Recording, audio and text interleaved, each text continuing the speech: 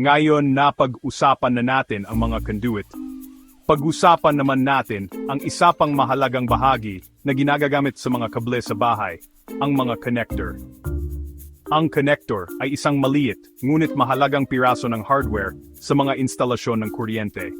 Ito ay karaniwang isang metal na manggas, kadalasang gawa sa tanso, na ginagamit para pagdugtungin o i-secure ang mga dulo ng konduktor. Para gumamit ng connector, pinagdidikit ang mga konduktor at isinusuot ang manggas sa pinagdugtungan.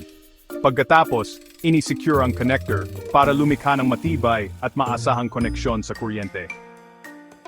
Ang mga connector ay kilala rin bilang splicing sleeves.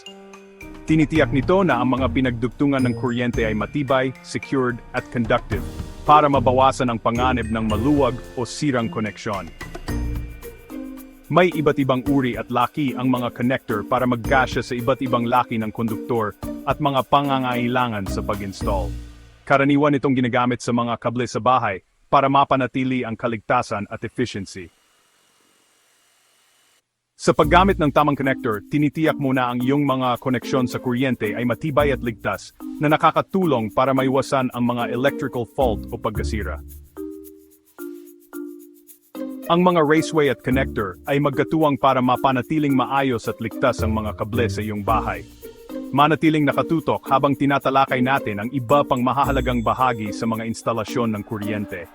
Huwag kalimutang mag-like, mag-subscribe at mag-share para sa iba pang mga electrical tips.